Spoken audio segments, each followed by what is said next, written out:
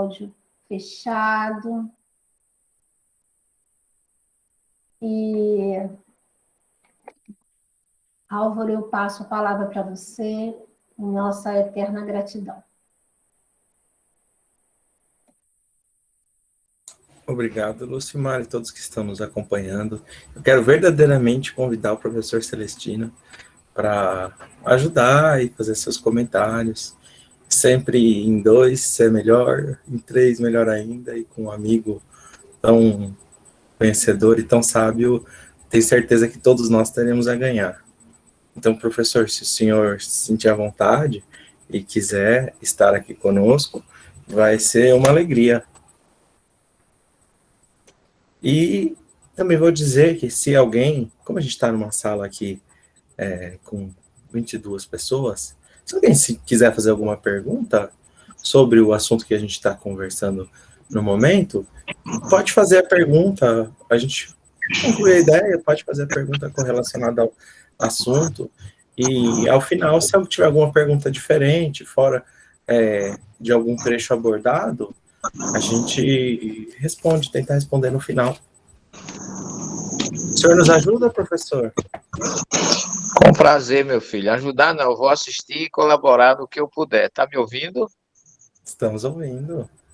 Com prazer Sim. imenso. Eu entrei para lhe assistir, mas se eu puder ser útil em alguma coisa, eu terei imenso prazer, querido. Eu tenho certeza que o senhor pode ser muito útil e vai colaborar muito bem, vai trazer grandes luzes. Então, Obrigado. a gente pegou aqui o livro A Caminho da Luz, a gente não vai conseguir explorar o capítulo 7 por inteiro, que é onde é tratado sobre o povo de Israel, sobre o povo hebreu como um todo, e a gente vai mais selecionar algumas partes, tentar mais ou menos abordar um pouquinho de cada assunto. Mas, dessa vez, ao invés de começar lá pelo primeiro parágrafo, eu vou começar trazendo lá onde está o judaísmo, o subtítulo, e o cristianismo. Quem estiver acompanhando com o livro, no segundo parágrafo, onde diz assim: eminentes espiritualistas franceses, nesses últimos tempos, procuraram penetrar os obscuros segredos e, todavia, aproximaram-se da realidade com referência às interpretações.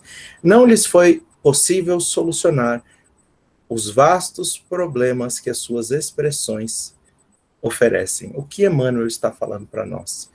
Ele começa nos dizendo que o Antigo Testamento é um repositório de conhecimentos secretos, dos quais os iniciados do povo judeu teriam, então, acesso, teriam condições a adentrar. Esse conhecimento, Emmanuel vai destacar que ele é passado pelos grandes mestres do povo judeu. E aqui é interessante, porque a gente está em um período muito próximo à Segunda Guerra Mundial, onde o antissemitismo estava muito forte por todo o mundo, mas a gente percebe que, apesar de nós termos obtido um longo período, eu vou dizer mais de um milênio, onde o judaísmo ficou assim desprezado religiosamente, a partir de uma teologia que fica conhecida como a teologia da substituição, ou seja, teria sido substituído o Antigo Testamento pelo Novo Testamento, e tudo aquilo, vão dizer esses, que foi literalmente substituído. A gente pode jogar fora isso. E o cristianismo como um todo, vamos assim dizer, vira suas costas para o judaísmo, e o judaísmo vira suas costas para o espiritismo.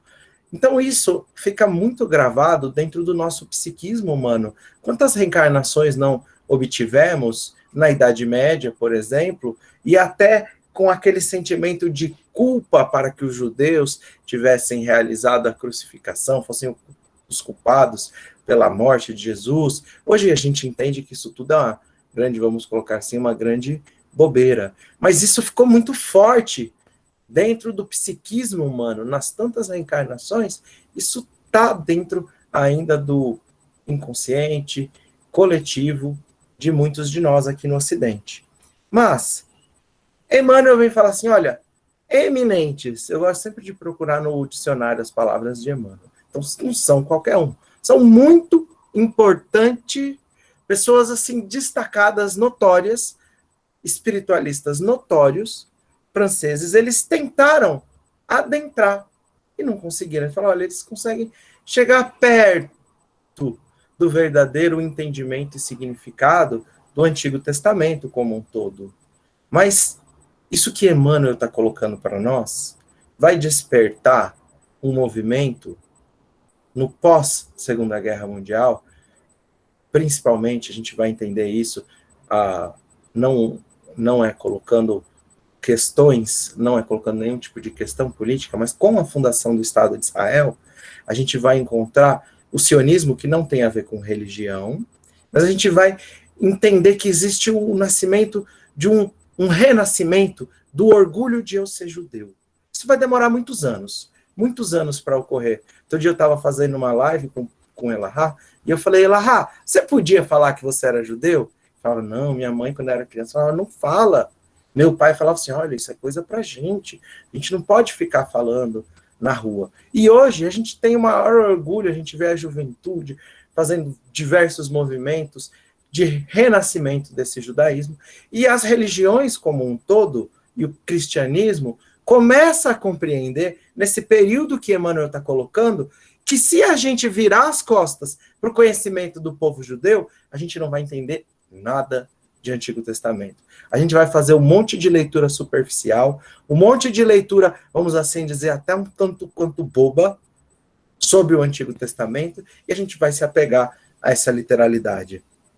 Mas esse movimento que está sendo apontado, e talvez uma das razões que a gente esteja aqui falando sobre esse assunto hoje, é tão importante, a gente tem feito tantas lives com o professor Celestino, com tantos amigos falando sobre o judaísmo. O professor Celestino foi talvez o propulsor disso no movimento, ou um dos precursores dentro do movimento espírita, para trazer essa ressignificação, trazer os nossos olhos novamente para um novo entendimento do Antigo Testamento como um todo. E Emmanuel coloca isso para nós aqui nesse parágrafo. Por que isso é importante para nós, gente? Por que é importante para nós? Eu sempre gosto de dizer a mesma coisa, eu vou repetir só mais umas 1.500 vezes, depois eu paro. Como que a gente caminha para um novo amanhã se a gente não está em paz com o nosso passado?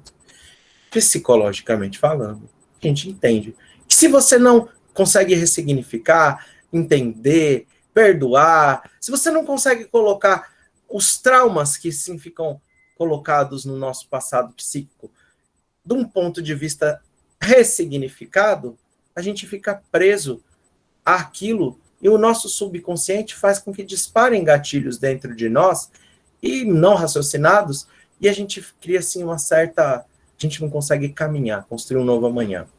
E Emmanuel diz para nós que nós devemos criar, constituir pensadores da nova era cristã.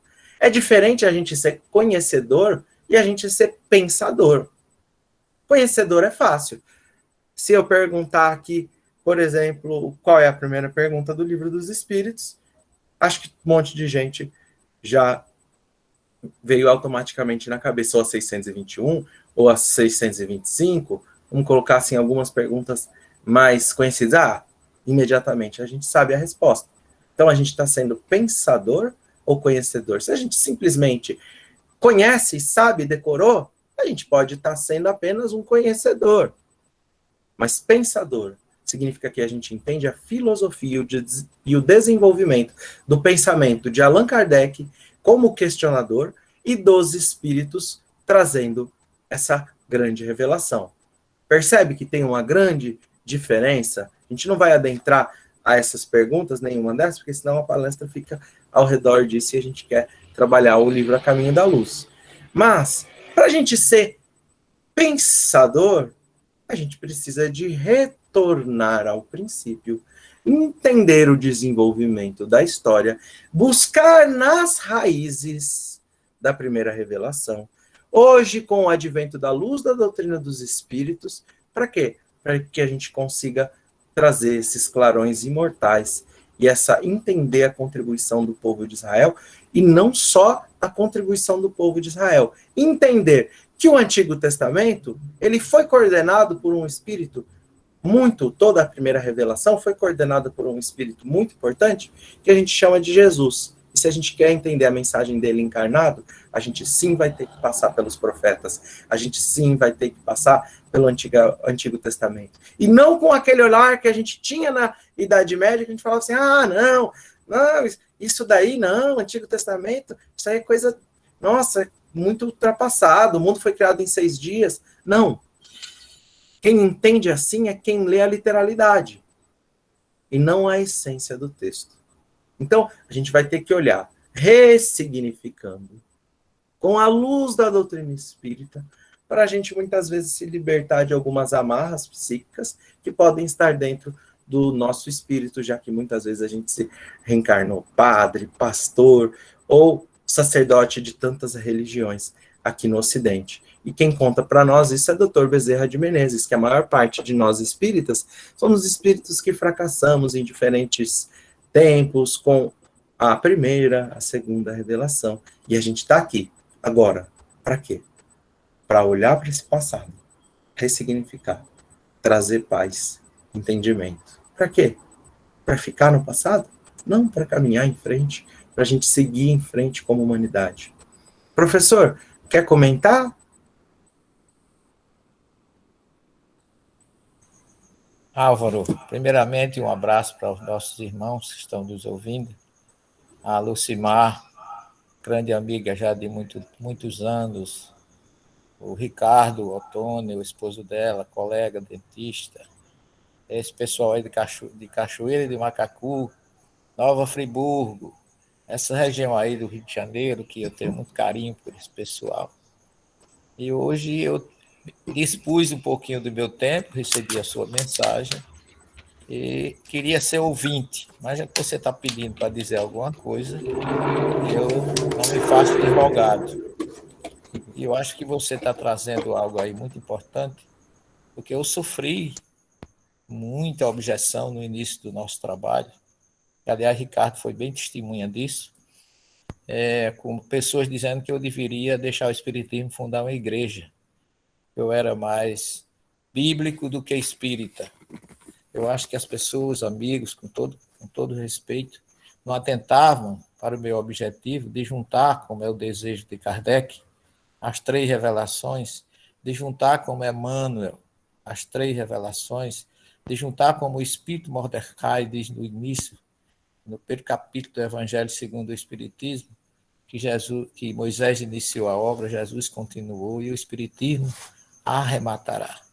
Eu não concebo o Espiritismo sem Evangelho, nem Evangelho de Jesus sem a primeira revelação, sem o Velho Testamento, porque ele nasceu no meio desse povo. E ele também jurou fidelidade à Torá em Mateus 5, 17, 18 e 19. Então ele diz, não vim destruir a Torá, nem os profetas, e não poderia ser diferente. Ele encontrou muita dificuldade, como nós temos hoje, de interpretação e entendimento da Torá. A gente sabe que existem muitos irmãos cristãos que, mesmo com boa vontade, se equivocam no entendimento do Evangelho. No tempo de Jesus não era diferente. Nós tínhamos os fariseus, os escribas, os essênios, tínhamos os samaritanos, tínhamos os zelotes, todos grupos que se diziam entendidos da Torá, mas cada um falava uma linguagem diferente. Então, nosso papel como espírita, que não é uma doutrina sectarista, não é simplesmente uma religião aos modos dos dogmas, nós temos que abrir a nossa mente e receber a todos indiferentemente, porque o Espiritismo, como diz Emmanuel, em Caminho, Verdade e Vida, está em todas as religiões do planeta, como a gente viu na nossa tese de pós-doutorado em Ciência das Religiões com Jesus, o Messias das Nações.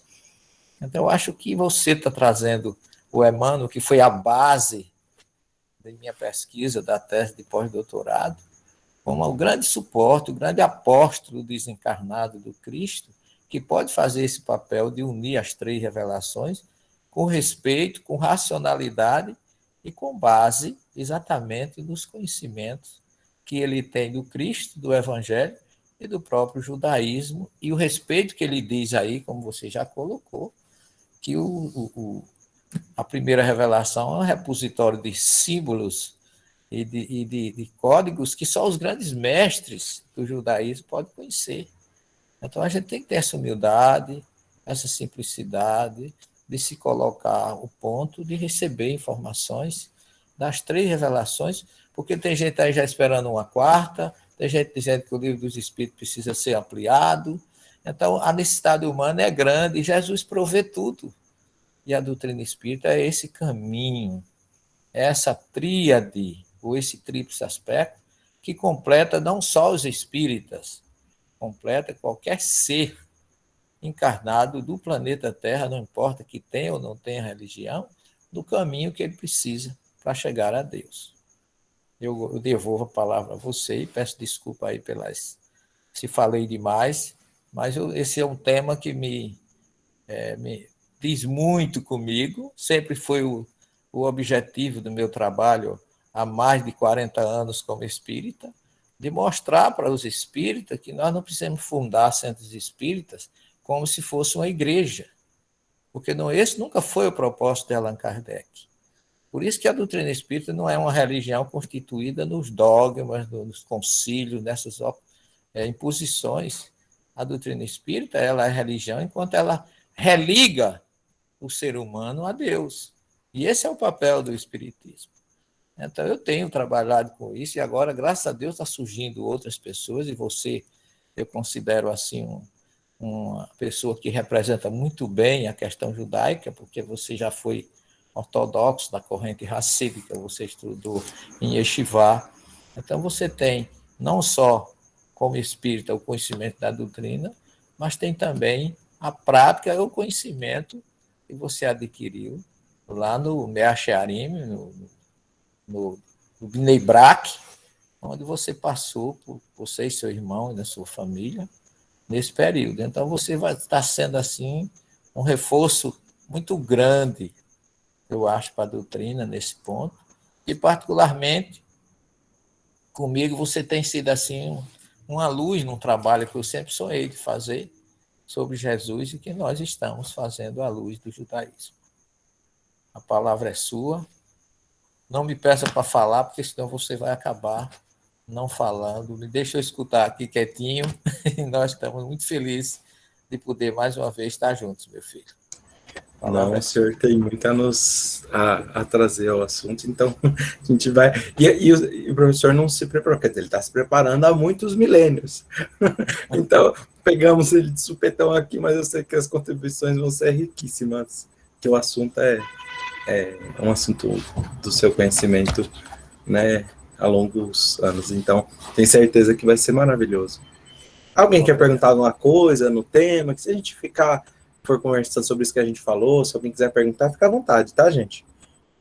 Eu não sei como faz, levanta a mãozinha, pode interromper, a gente vai conversando. E Emmanuel vai começar, então, esse capítulo 7, que não é por acaso que é o 7, um número tão importante, né, para o povo de Israel.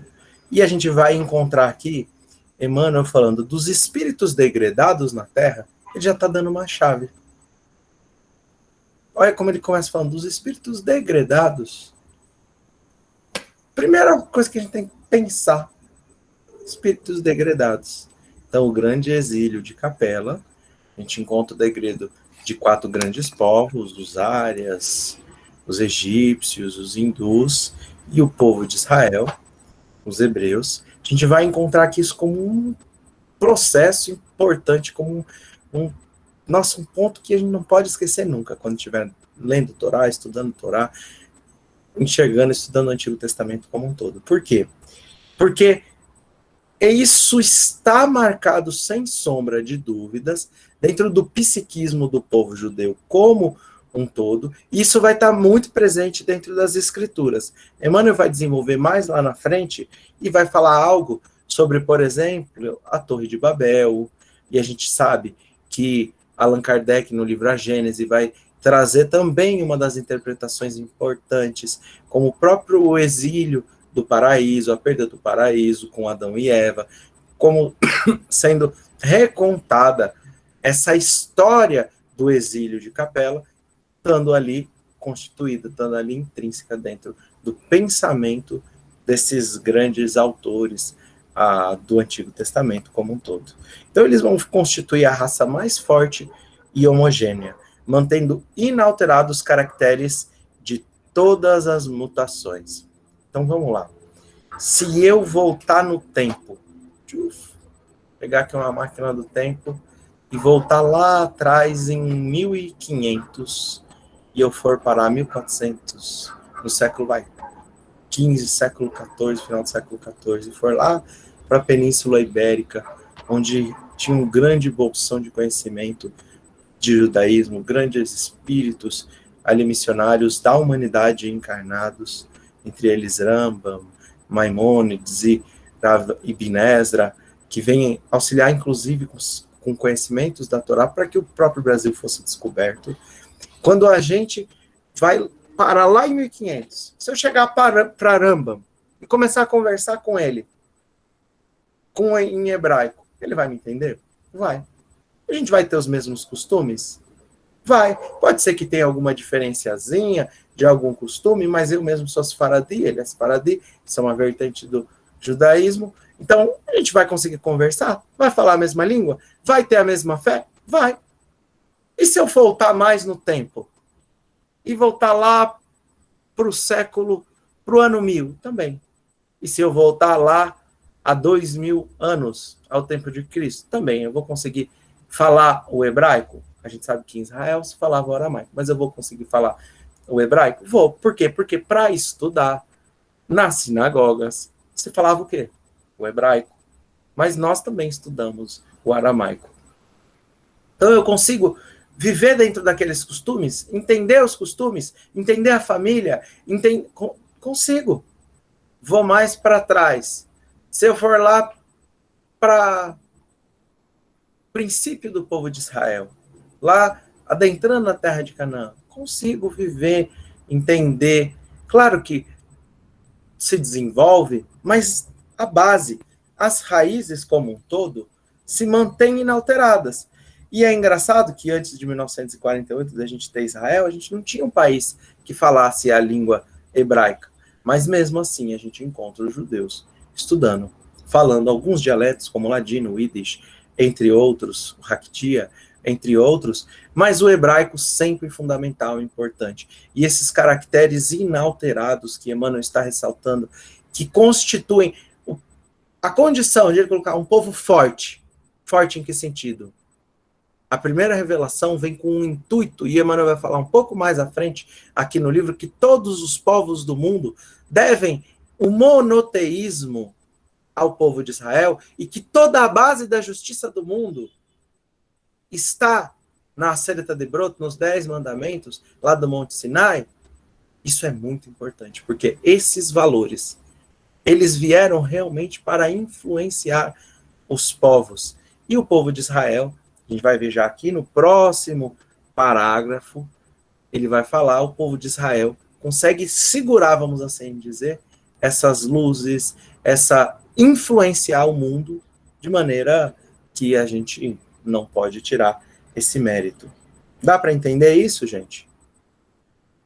Dá, né? Agora, vai ter... Eu vou só fazer mais um comentário para não ficar incompleto e vou passar para o professor comentar também. Consciente da superioridade dos seus valores, puxa, primeiro, esse povo vivia lá em um orbe do sistema de Capela, um mundo extremamente, um planeta extremamente desenvolvido tecnologicamente, com a moralidade em larga ascensão, caminhando para a regeneração, e nesse processo, o povo de Israel, entre as outras raças adâmicas, encarnam aqui. Puxa, é difícil, a gente vê aquele primitivismo da maior parte dos povos, então isso já implica uma superioridade diante de outros povos. Por quê? Um grande conhecimento intelectual, a certeza, porque viu a transição planetária em Capela, de valores que deveriam ser divulgados e eram importantes, apesar de ainda não estarem completamente assimilados pelos seus espíritos, apesar de, no fundo, não compreender por que eu fui degradado, por que eu estou aqui. Existe a informação, ela está ali gravada dentro do povo de Israel, dentro da mentalidade do inconsciente coletivo, eu vou colocar assim, no povo de Israel. Mas isso vai fazer com que o povo de Israel, ao invés de falar assim, olha, eu vou levar esse conhecimento ao mundo e vou viver com o mundo, o povo de Israel acaba se isolando, fala, nossa, a gente é incompreendido pelos outros povos que são mais primitivos, então a gente vai se fechando, a gente vai tornando a nossa fé mais robusta, a gente vai criando uma identidade ainda mais forte, porque a gente não quer ser que nem esses outros povos, e a gente tem consciência de que os valores que a gente carrega são superiores e eles têm que mudar o sistema. Então, ao mesmo tempo que isso é uma realidade e isso é bom, isso também se tornou um equívoco. Dá para entender que os extremos acabam se aproximando muitas vezes? Então, Emmanuel está colocando isso para nós. Depois eu vou comentar outro ponto, mas quer comentar, professor Celestino, essa questão? Eu queria só acrescentar, Álvaro, estão me ouvindo direitinho, Lucimar? Está ouvindo, né? Eu queria só acrescentar que o povo hebreu, eles entram no projeto de Jesus, como está dito lá em João 17,5, no momento exato. Porque Jesus já tinha enviado as chamadas civilizações pré-bíblicas, que constituíam tribos, um povo ainda muito primitivo. Ele já tinha enviado civilizações na Mesopotâmia, os egípcios. Então, esse povo vivia numa idolatria e num politeísmo, como você falou aí, a própria Torre de Babel, que a gente sabe que os zigurates da Babilônia, eles tinham até 22 mil divindades. Então, havia realmente um politeísmo muito forte. E então, o que é que Jesus faz? Ele escolhe Abraão, que vem daquela região da Mesopotâmia, para começar eu diria, não digo destruir, mas conscientizar esse povo de que só existe um Deus. E eles estavam equivocados quando eles elegeram tantos deuses, até mesmo pela sua desinformação, pela sua ignorância de não saber que eles estavam sob a égide de um ser supremo que amava todos indistintamente e que precisava só trazer o esclarecimento na hora certa. Então, o povo hebreu era o que tinha assim, uma noção melhor da questão do monoteísmo. E, no entanto, por conta disso mesmo, Jesus lhes concedeu uma mediunidade muito forte, através dos seus Neviim, ou profetas, como chamaram os gregos, que foram os que mais sintonizaram com a vontade de Deus. E Abraão foi esse grande profeta, esse grande médium audiente, que captou muito bem o desejo do alto. Mas como você colocou aí, a questão do povo hebreu ter essa ideia de superioridade, que eles não eram melhores do que ninguém, eles apenas foram instrumentos escolhidos pela ideia que eles tinham de um Deus único, partindo de Abraão e sua descendência, né, Isaac, Jacó, e os demais representantes da 12 tribos, e aí a gente sabe que culminou com o Judá e o judaísmo e tudo que a gente tem hoje em termos de monoteísmo, recebemos por herança de Abraão, mas porque ele foi um grande escolhido para quebrar, para romper. Eu noto que a Torá, ou a primeira revelação, esse pessoal, eles chegaram de Capela como um cometa que traz uma luz muito forte, que abrange todos os outros que aqui se encontravam. E essa luz foi tão forte, tão real e tão racional, que muita gente não aceitou, porque eles acharam que era além da compreensão deles o que se lhes estava apresentando. E por isso que, de uma certa forma, aí entra a questão da autoestima do povo hebreu, que eles eram para ter se aberto mais, eles acabaram criando uma casta que, de uma certa forma, divinizaram a Torá e os seus profetas e se fecharam. E a gente ainda tem isso hoje. Você é egrégio de uma ortodoxia, que você sabe, às vezes até você brinca comigo, quando eu me lembro que eu saía na rua para fazer protesto, para fazer isso, para fazer aquilo, ligado numa ideia de que vocês estavam num grau de superioridade tão grande que poderiam protestar sobre aquilo que, para vocês, estava maculando o divino, como se o divino não possa ser tocado ou atingido por todos nós. Então, falta-nos exatamente o que vem depois com o próprio Jesus, que tudo é projeto dele, dizer que o desejo dele é um só pastor e um só rebanho. E que todos nós somos ovelhas do seu rebanho, que ele é o grande e bom pastor e que não vai se perder nenhuma das ovelhas. E ninguém melhor do que a doutrina espírita para trazer isso de uma forma ecumênica, universal, sem impor, mas expondo com racionalidade, com lógica e com bom senso. Muito bom, muito legal. Ainda aqui, ó, gente, dentro desse terceiro parágrafo, a gente não virou nem, saiu nem no primeiro. Já estamos quase 40 minutos. Você vê como Emmanuel é profundo e a gente está dando assim, algumas pinceladas, porque se a gente quisesse, né, professor, tirar algum desses tópicos e aprofundar, dava um seminário sobre cada um deles. Mas aqui a gente está fazendo um passeio, um panorama, para entender um pouquinho do que Emmanuel está falando para nós. Olha que legal que ele coloca aqui.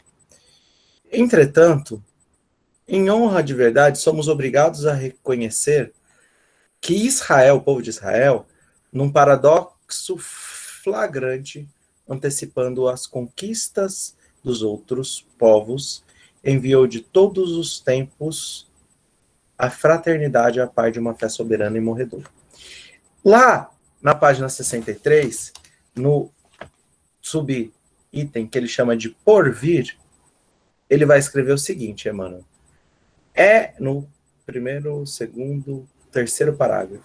É talvez a raça mais livre, mais internacionalista e mais fraternal, com a mesma palavra, entre si, mas também a mais altiva e exclusivista do mundo. Olha só o que ele vai colocar. Essa fé tão forte, tão robusta, que acaba se fechando, como o professor colocou, como a gente comentou, como Emmanuel falou para nós, se fechando dentro do próprio povo, vai trazer, olha só, um paradoxo, um jogo contrário, porque a gente fala, uai, como assim? Tem hora que a gente vai estranhar, compreender e descompreender, que antecipa conquista dos outros povos. O que Emmanuel está querendo falar com isso? Então, esses dois parágrafos, eles têm uma certa ligação. Por quê? A gente vê aqui povo internacionalista, eu sou judeu brasileiro, tem judeu no mundo inteiro. Até no Afeganistão ficou um judeu agora, a gente estava vivendo esses dias muito difíceis, que o Afeganistão pede prece, teve um judeu que permaneceu lá no Afeganistão e falou, eu não vou sair mesmo com o regime do Talibã. Então, um povo extremamente internacionalista, mas aqui o ponto é o fraternal. Por que fraternal? Só para a gente ter uma ideia, existem organizações dentro do movimento, dentro do judaísmo, fundações com muitos milênios, instituições dentro do judaísmo, de caridade, mas de, por exemplo, caridade para com os órfãos, caridade para com as viúvas, caridade para com os peregrinos, lá começando com Abraão vindo com Abraão. A gente vai encontrar um movimento muito forte. Nos nossos dias, isso é tão forte que existe, por exemplo, só para falar algumas questões, Gemar. Gemar, o que é? É um fundo de empréstimo a juros zero para outro judeu. O judeu é proibido de emprestar dinheiro a juros para outro judeu. Proibido pela Torá. Um judeu se fala assim, eu quero ir para Israel. Eu não conheço Israel. Tá bom, a gente tem quem vai pagar para você ir para Israel. Como você... Mas como? Mas eu não sou nem praticante, eu só nasci judeu e nem sei o que é nada de judeu. Não tem problema, você é judeu. Então, se você quiser conhecer Israel, você vai. E se eu quiser morar em Israel? Não. Você vai poder morar em Israel. Você vai receber um auxílio, você vai aprender a língua, você vai ter 6 meses de salário, você vai ganhar emprego, o governo vai fazer de tudo para você ficar lá. Ah, e se eu precisar de um hospital? Bom, todo mundo já ouviu falar do hospital israelita Albert Einstein, ou então do Hospital Mount Sinai, hospital mais famoso de Nova York. E se eu chegar lá, eu sempre tive o hábito de viajar bastante internacionalmente, então, às vezes eu estava lá na Índia, na China, e eu queria, na Inglaterra, em qualquer lugar, eu queria, sim, precisava de um auxílio. Então eu ligava na sinagoga: oi, Rabino, eu tô aqui, eu sou judeu. Ah, não, vem aqui, fica na minha casa, vou te arrumar. Tudo! Existe uma rede de suporte, de apoio internacional, com pessoas que você não conhece.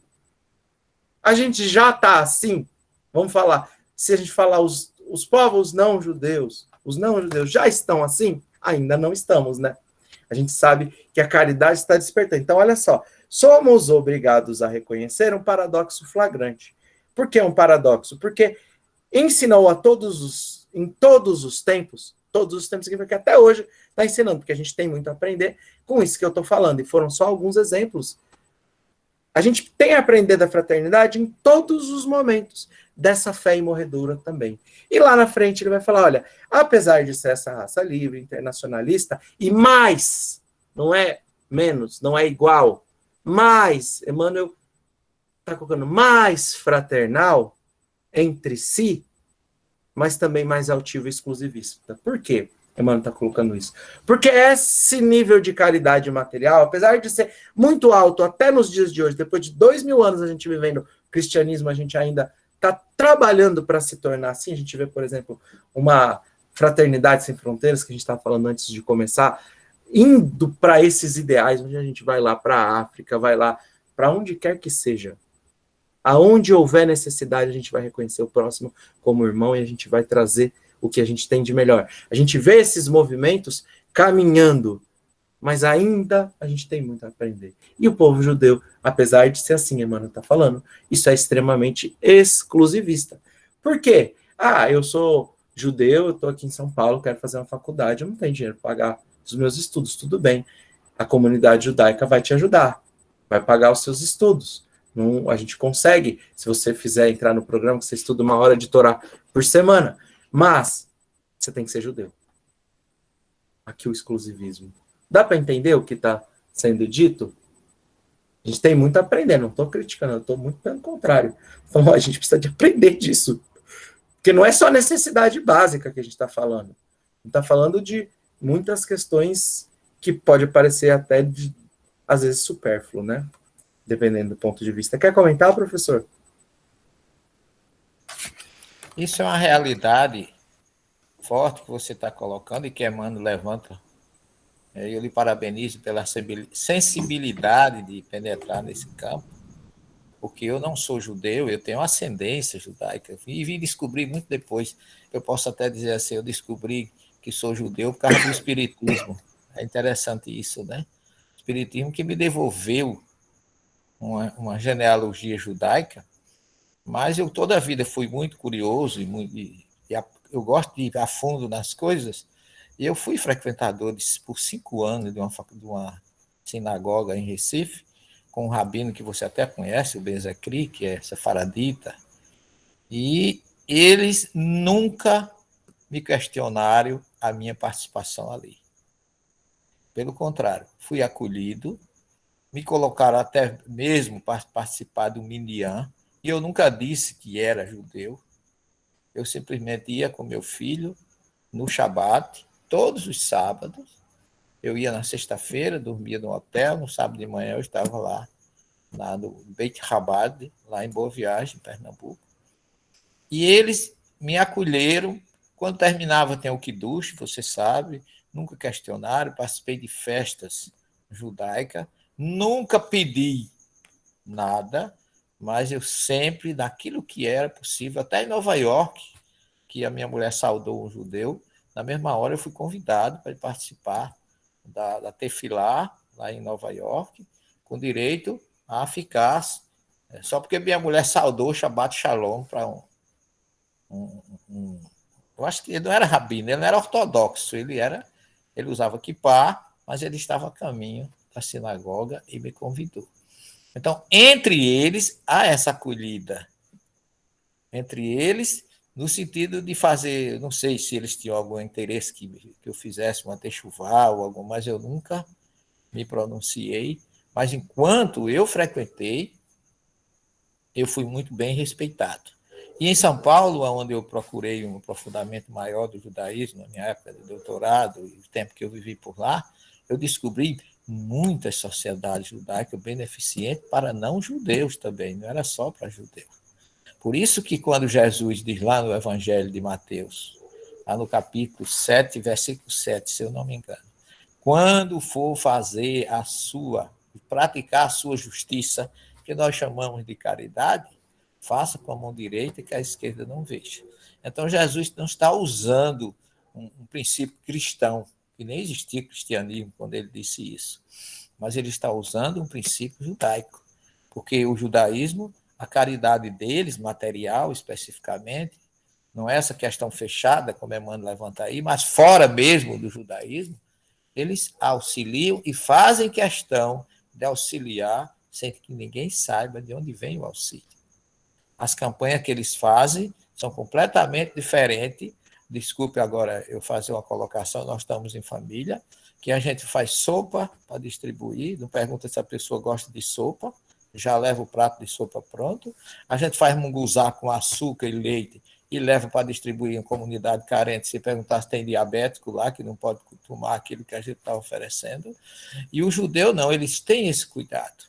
Eles fazem um levantamento na comunidade. Procura saber o que é a comunidade de São Paulo, você deve conhecer, chama Teniad, que significa dê a mão, em hebraico. Então, eles fazem um levantamento na comunidade. Levanta, constrói, arrecada e deixa no representante local. As pessoas recebem o auxílio sem saber quem os deu, de acordo com como Jesus pregou. Isso é tipicamente judaico.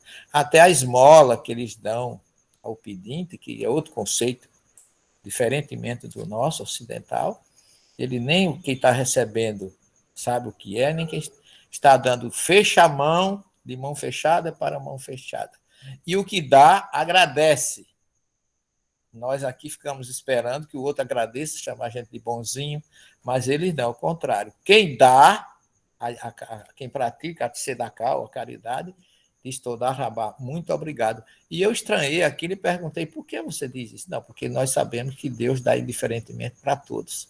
Se eu tenho e ele não tem, está havendo uma injustiça. E a Torá manda dar esmola. E quando eu tenho que dar uma esmola, cumprir essa mitzvah, ou esse mandamento da Torá, se não tivesse o pedinte, eu não teria condições de praticar. Então, eu estou agradecendo a ele a oportunidade que ele está me dando de fazer um mandamento de Deus, de dividir o que lhe sobra com aquele que não tem. Porque nessa diferença há uma injustiça. Então, por isso que a caridade é um ato de justiça, é distribuir para quem não tem aquilo que me sobra. Não é nem o que me sobra, é o que eu tenho a mais. Porque deveria, segundo o princípio da Torá, justiça para com todos, igualdade. Todos deviam ter a mesma coisa. Se alguém junto de nós não tem, está havendo uma injustiça. A nossa obrigação é dividir para que a justiça divina aconteça por nosso intermédio. Então, é um outro conceito da visão de auxiliar a quem precisa. E que a doutrina espírita, Kardec trouxe isso com muita propriedade, no Fora da Caridade. Não há salvação. Então, eu vejo que no judaísmo, independente da questão interna, há uma preocupação com a questão externa. Porque a questão interna eu acho até muito matriarcal, ou, como é que eu diria, muito maternal, não é matriarcal, é muito maternal. Porque eles pagam, a pessoa nunca foi em Israel, é considerado o Lei Hadash, na expressão do local, e recebe passagem, acolhida, médico, salário, emprego. É uma coisa tão maternal que eu acho que se no Brasil fizesse isso, ninguém queria mais trabalhar. Queria só esperar que o governo arrumasse esse emprego e situação para todo mundo. Então, é uma questão muito maternal, mas para aquele que não é judeu, eles não se aborrecem. Eu via nas orações, você vê no Muro das Lamentações, você vê lá em Israel, lá no Kever, Rachel, lá na entrada de Belém, você vê lá em Hebron, pessoas orando e o pedinte importunando ele, pedindo dinheiro, e ele não se aborrece. Nenhum daqueles se aborrece. Enquanto a gente aqui fica aborrecido, eu vi muito quando eu era católico, padre gritando dentro da igreja com as crianças que estavam brincando, e já vi dentro da sinagoga o rabino exercitando a sua tarefa da oração, e as crianças rodando por junto dele, passando por debaixo das pernas, que ninguém diz uma palavra, porque aquilo ali é um lugar para que todos se sintam bem. Como é que uma casa de oração vai ser um lugar de acolhida para uns e não para outros? Sobretudo para crianças. E eu me lembrando, está aí o Jesus judeu que dizia: deixai vir a mim as criancinhas, porque delas é o reino do céu. O judaísmo tem coisas belíssimas. Eu me encantei com o judaísmo, e por isso que eu amo Jesus. Porque eu vejo Jesus como um grande judeu que amou universalmente todas as pessoas, independente de raça, sexo, civilização, fronteira, ele nunca teve. Deu o exemplo do amor universal. Maravilhoso, professor, muito bem colocado. Só para a gente ter ideia, hoje o maior filantropo brasileiro é um judeu religioso ortodoxo que está despertando o movimento de que todos os bilionários brasileiros, ou parte desses bilionários, venham investir seu dinheiro principalmente na educação. Então, outro dia eu fui, antes da pandemia, eu fui ali no Teatro Municipal de São Paulo, que ia ter a Orquestra Filarmônica de Heliópolis. É uma das maiores favelas da América Latina, entre São Paulo, acho que São Caetano. Pega um pouco das duas cidades. E cheguei lá, assisti, a gente se emocionou, e aí, no final, o próprio maestro era judeu, né, a gente reconhece pelo nome, e ele falou, ele agradeceu entre os tantos doadores, e então um desses doadores, o Eli Horn, né, que é dono da Cirela, que tem esse trabalho, até um trabalho espírita, que é o Amigos do Bem, que surgiu lá aqui em São Paulo, estou em São Paulo, no Centro Espírita, esqueci o nome, ele também, o Eli Horn, é um doador desse projeto. Então, realmente, o professor diz, isso que eu coloquei, que Emmanuel enfatiza, a gente já está num processo de mudança, e isso vem se estendendo aos outros povos. Outro ponto aqui importante, a gente tem que falar um pouquinho, que é colocado por Emmanuel, é Moisés. Então, ele vai começar esse subitem de Moisés, falando da Torre de Babel. Eu expliquei um pouquinho que não representam mitos, mas está representando também, mais uma vez, o exílio. A gente nunca pode esquecer que isso vai marcar o povo de Israel. Então, o que é a Torre de Babel? Lá na Babilônia Antiga, desenvolve uma nova tecnologia. Antes se construía com pedra. Você pegava uma pedra, quebrava a pedra e começava a construir com pedra. Só que pedra, elas são formadas pela natureza, a gente sabe, eu até sou gemólogo, e a gente sabe, né, que tem as suas limitações, etc. Então, desenvolve-se uma nova tecnologia. Qual a tecnologia? Construir bloco de barro. Cimento não, barro. Então, começaram a assar esses blocos de barro, e aí você fazia a pedra, entre aspas, você podia construir qualquer coisa. Então, vai contar que essa tecnologia vai muito entusiasmar. Hoje a gente está indo para o espaço, né, a gente já tem a gente se empolga com isso, a gente, em vez de ir para Israel, né, professor, a gente vai, vamos fazer uma viagem espírita para o espaço. a gente vai estar falando assim, a gente se empolga com essas coisas. A própria internet, graças a ela, a gente está aqui, tantas outras tecnologias, a gente até descuida um pouquinho da saúde e fala assim, pode descuidar, porque a ciência, a medicina está tão avançada que aí não tem problema, depois eu tomo um remédio melhor, depois eu faço tratamento. A gente até assim, a gente se empolga um pouco demais com o intelectualismo, com a inteligência, com o desenvolvimento de tecnologias. Então o povo lá começou também a se empolgar. E conta o Midrash, isso tudo que eu estou contando é um pouco do texto bíblico, com muito Midrash, com muita interpretação oral do povo judeu, muita tradição da oralidade, que o povo começou a construir lá em Babel essa grande torre e falou, não, vamos alcançar Deus. Por quê? Porque se teve o dilúvio, isso tudo, gente, não é literalidade. Eu estou falando tudo trazendo símbolos. A gente interprete os símbolos.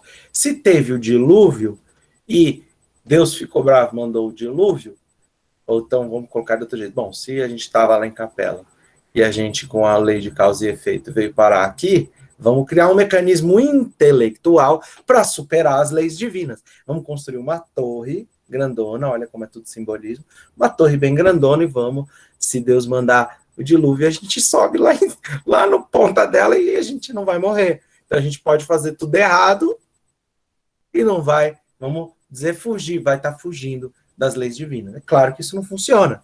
E a gente vê ali Adão e Eva, a mesma coisa. O intelectualismo tentando sobrepor a inteligência suprema e as leis imutáveis, eternas, que também são fundamentadas nessa inteligência suprema.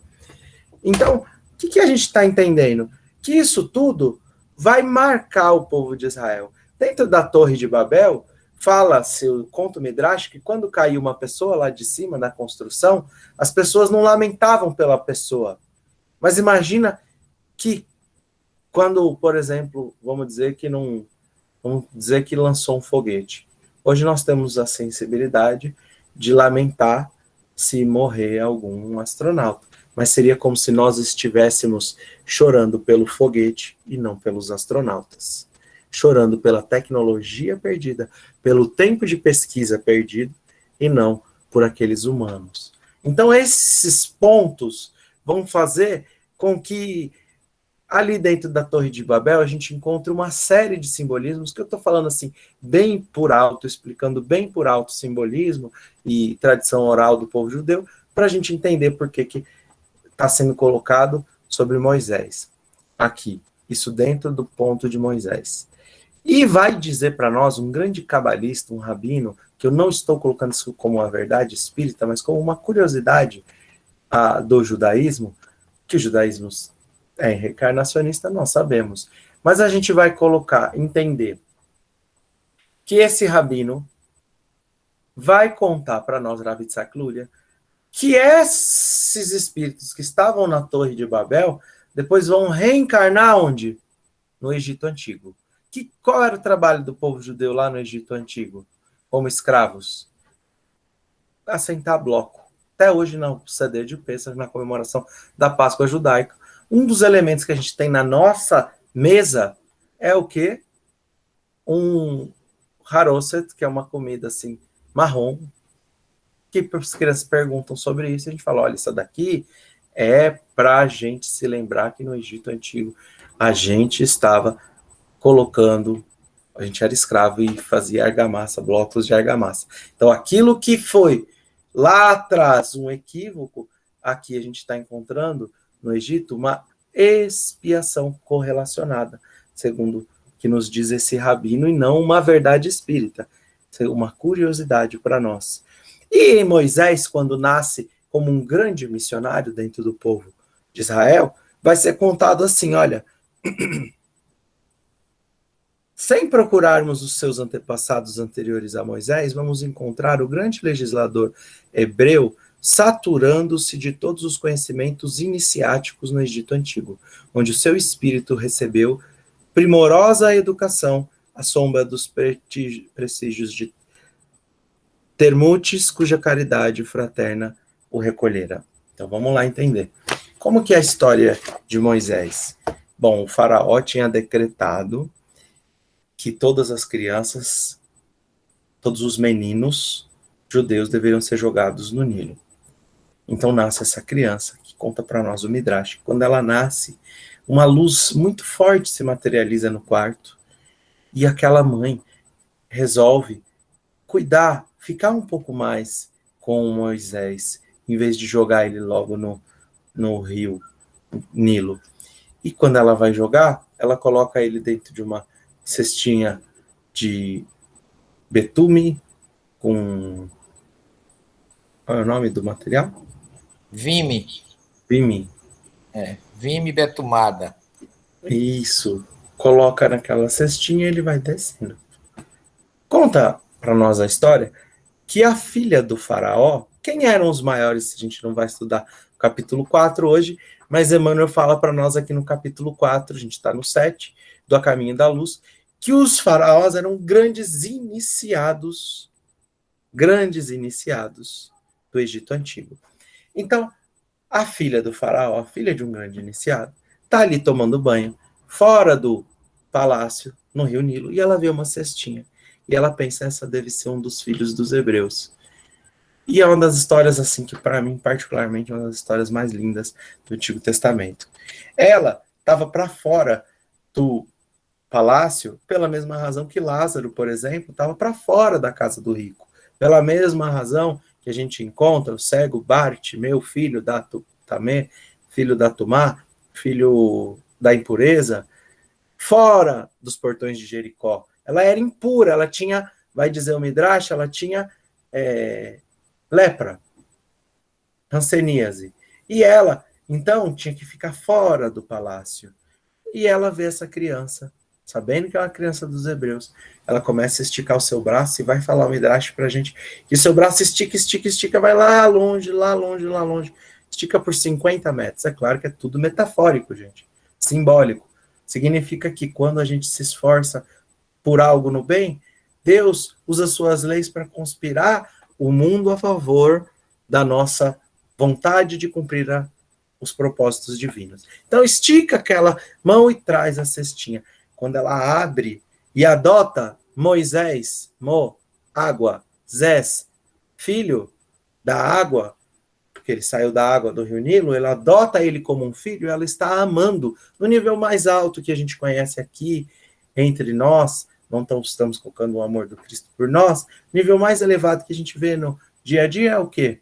O amor de uma mãe pelo seu filho. Ela vai amar o seu inimigo, mesmo sendo filha do faraó. Moisés vai contar ao Midrash que ele foi criado junto com o faraó. Tem uma história que ele pegava a coroa do faraó e jogava. Ninguém podia fazer isso. Mas o faraó adorava Moisés. E ele tirava a coroa e jogava. Tirava a coroa e jogava. Eu não vou contar essa história. Só para a gente ver que eles eram muito próximos.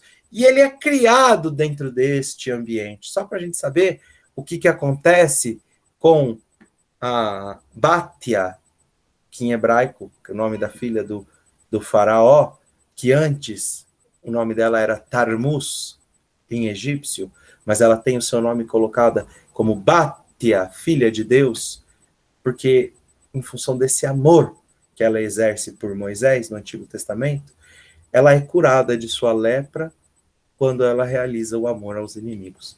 Então, no instante que ela abre ela pega aquela criança Moisés, conta o Midrash que ela é curada. Mas aqui o mais importante é a gente entender o caráter desse missionário e a gente entender aqui também que ele vai ser criado dentro desse ambiente, que lá no capítulo 4, Emmanuel vai falar para nós, os egípcios são dentre os exilados, as raças adâmicas, os exilados de Capela, são aqueles que apresentavam menos débitos para com as leis divinas.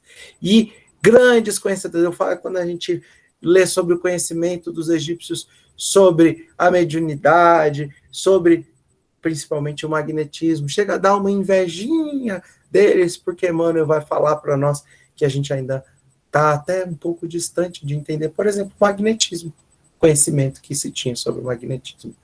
E a gente aplica a passe, a gente fala, puxa, o professor, né, do nosso curso de passe aqui na Cachoeira do Macacu podia ser da próxima vez um faraó, que aí a gente ia aprender muito mais. Então ele é criado dentro desse contexto. Por isso que Emmanuel vai trazer para nós aqui, vai dizer, olha, na sua qualidade de mensageiro divino do mestre, então procura concentrar esse médium extraordinário. Ele não é simplesmente um médium. Ele é um médium extraordinário. E para Emmanuel estar falando isso, a gente não está falando, simplesmente, não estou falando que Moisés era um espírito puro, que a gente sabe que ele não era. Mas um missionário de um gabarito tão alto, porque para você ser um extraordinário médium como Chico Xavier, a gente precisa de desconstruir aquela ideia de que ele não era um espírito evoluído assim. Poxa, para trazer aquilo que Emmanuel vai dizer aqui nesse mesmo capítulo, Moisés lega a posterioridade às suas tradições no Pentateuco, iniciando a construção do quê? Do tabernáculo? Não. Da mais elevada ciência religiosa de todos os tempos para as coletividades vindouras. Então a gente vai falar assim, olha, o professor vai falar assim, olha, eu quero, não posso ir, por exemplo, fazer uma palestra lá em tal lugar, mas você pode me indicar alguém para falar de judaísmo? Eu vou falar, olha, vai o professor, por quê? Eu vou colocar lá eles não sabem nada, eu vou colocar, estou dando um exemplo, entre aspas, um enviado, um missionário, shliach, que entenda muito sobre o assunto, que esteja na condição de abrir o caminho para uma ciência que vai ser a ciência mais elevada. E hoje a gente está no espiritismo, a gente está entendendo que se não fosse por esse grande missionário, a gente não tinha hoje o próprio espiritismo, a gente não tinha entendido nada da mensagem do Cristo, a gente não tinha obtido esse início, se ele não fosse um grande médium, missionário, e ele vai trazer muito desses conhecimentos, da onde? Desse conhecimento dos iniciados do Egito Antigo. Já estamos 21h09, o professor quer comentar para nós? Eu diria assim, eu não vou usar a palavra fã, mas eu me torno sempre submisso ao poder que o Egito teve em toda a história do planeta Terra. Eu vejo assim no projeto de Jesus que o homem primitivo das religiões tribais, por exemplo, tinham médios, que eram os sacerdotes, que foi copiado até pelos hebreus, a figura do sacerdote. Que os mesopotâmios tiveram muita dificuldade, sobretudo a epopeia de Gilgamesh mostra a gente isso tudo, quando eles buscaram, eles nem sabiam que morriam. Gilgamesh não conhecia a morte, ele conheceu através do seu companheiro e amigo de caça, o Enkidu, e ele ficou apavorado, e ele foi procurar a imortalidade. A gente vê Jesus instigando cada povo em sua época a uma busca de alguma coisa além da vida, ou a um prolongamento da vida. E depois da Mesopotâmia, a gente passando por Göbekli Tepe, na Ásia Menor, a gente cai fatalmente no Egito. E o Egito, curiosamente, ele foi o alicerce de toda a história do planeta. Inclusive, na medicina, todo mundo diz que o pai da medicina é Hipócrates, e não é.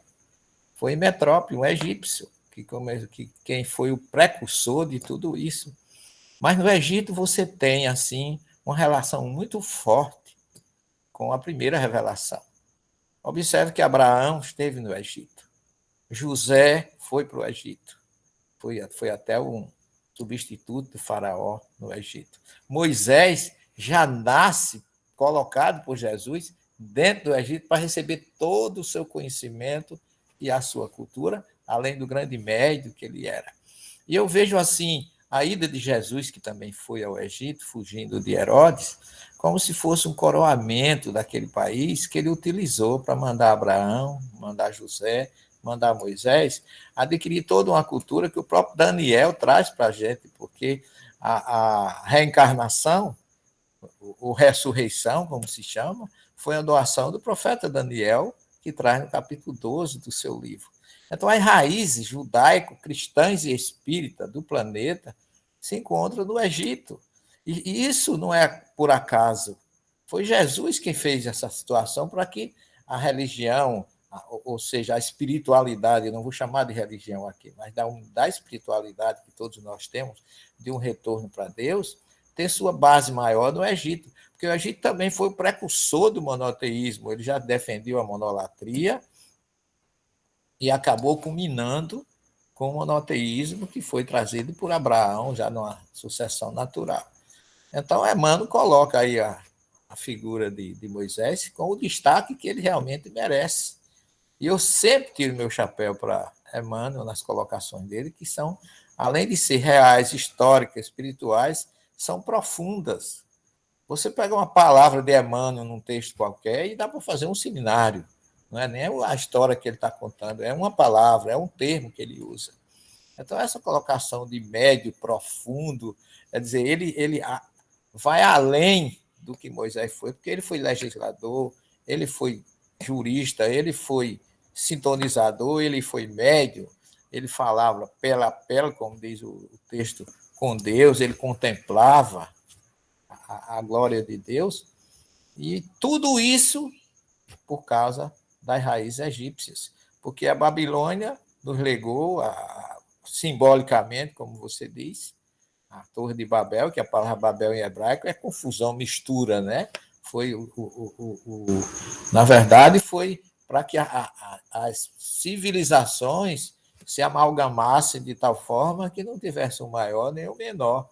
Mas a Mesopotâmia já se viu de um pré-egípcio que foi quem deixou para nós toda a beleza que a gente tem, porque foi de lá os mestres precursores da primeira revelação, como diz Emmanuel, que foi o maior código de justiça e moral, nasceu exatamente na civilização egípcia, que Emmanuel é muito primoroso nas colocações dele, ele não disse que eram os mais evoluídos, ele disse que eram os que tinham menos débito. Olha como Emmanuel é delicado e é primoroso na sua colocação. Ele não podia qualificar eles como evoluídos, mas eles tinham menos débito. Por quê? Porque eles receberam mais, eles aprenderam mais, eles doaram mais. Eles foram, na verdade, o instrumento de Deus para que a gente estivesse aqui agora, reunidos, e estudando a mensagem que ele trouxe, a que Jesus trouxe, e que a doutrina, através do Espírito da Verdade, trouxe,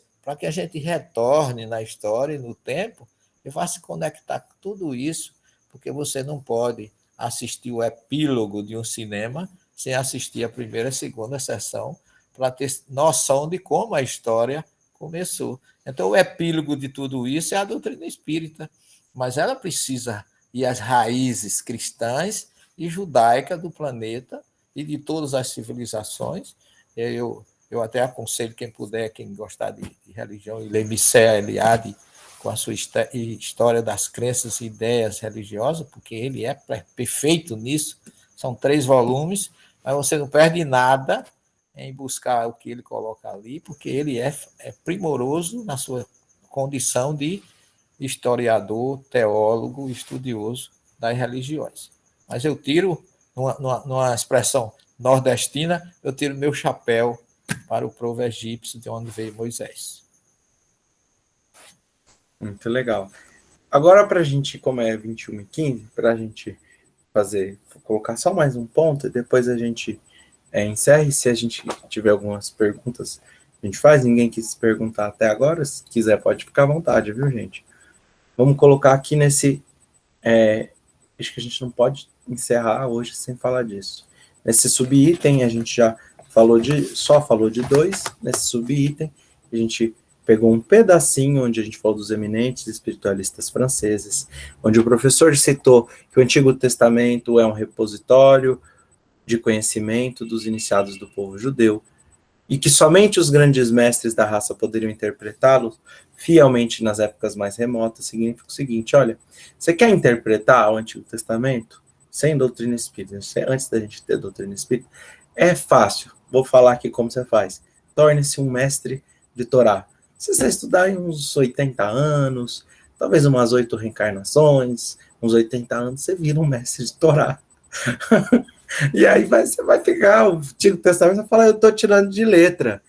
Por isso que o Emmanuel coloca para nós aqui.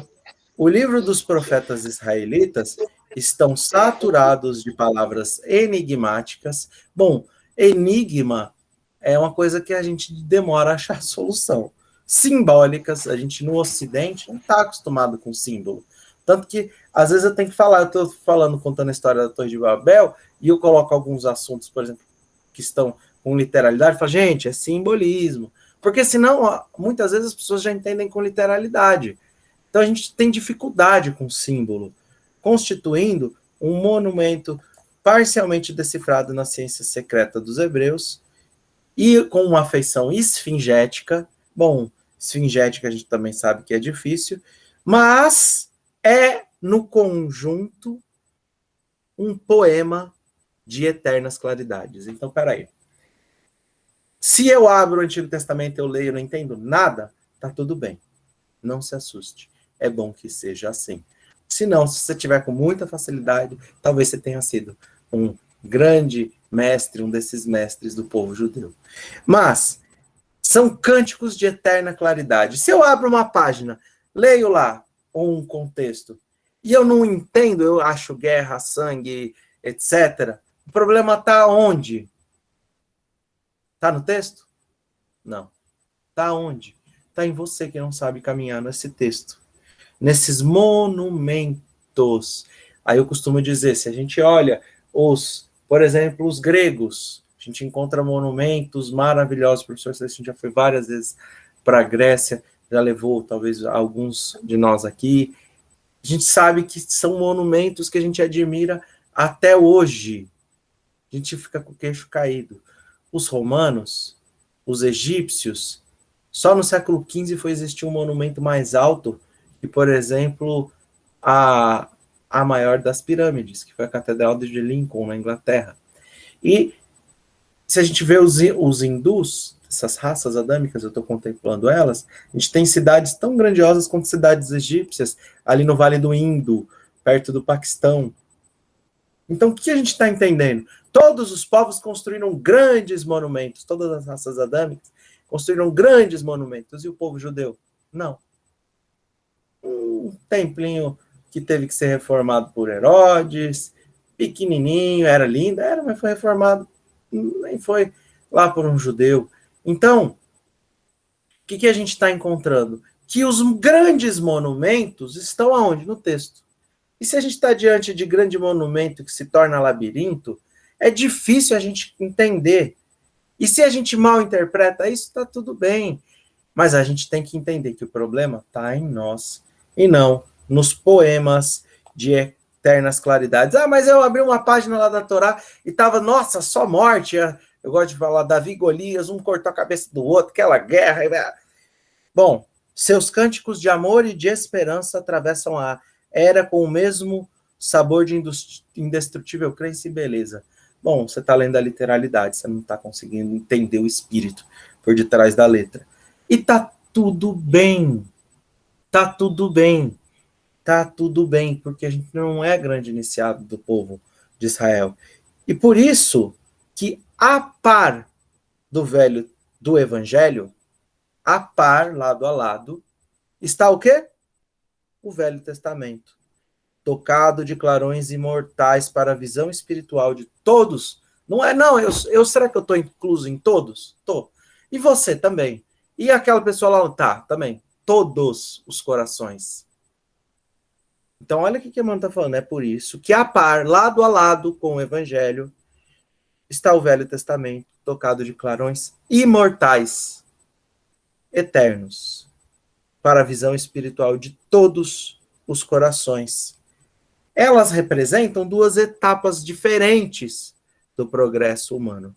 Seria como se eu chegasse assim, eu não estou falando que no Antigo Testamento a gente não tem ensinamentos gigantescos e eternos ou imortais, como está dizendo Emmanuel. Mas seria como se a gente pegasse alguns aspectos básicos da nossa educação e a gente desprezasse eles porque a gente caminhou na questão intelectual. Ou seja, se eu chego lá para os meus professores do ensino médio, vocês não sabem nada, porque eu fui para a faculdade e eu aprendi uma matemática muito mais avançada. Então vocês não sabem nada e eu desprezo esses. Poxa, esse professor passou pela mesma faculdade que você e talvez ele já esteja muito mais, quer dizer, ele está muito mais tempo, talvez tenha até muito mais títulos no mundo acadêmico, mas ele ensinou para você, da forma que você necessitava, o que você estava pronto a receber. Isso significa que, se eu olhar hoje, mais maduro para o Antigo Testamento, eu vou enxergar as mesmas lições? Vamos assim dizer, de um conhecimento mais rústico? Não. Eu posso enxergar clarões imortais, se eu tiver lançado o olhar correto. Eu costumo dizer o seguinte, A gente pega uma semente de qualquer coisa, uma sementinha de soja, eu não entendo nada de soja, ou muito pouco. Pega uma sementinha de soja, para mim é tudo igual. Eu não sou agricultor, não entendo nada. Mas a gente tem sementes que custam 100 vezes mais do que outras. Por fora elas são iguais. A gente geralmente olha a casca. Só que existe um DNA. Dentro desse DNA está o futuro. Mas esse futuro só pode ser enxergado, não por eu que sou um ignorante em soja, mas por um especialista, um agrônomo especialista em, sei lá, mudança genética de soja. Entende o que eu estou querendo dizer?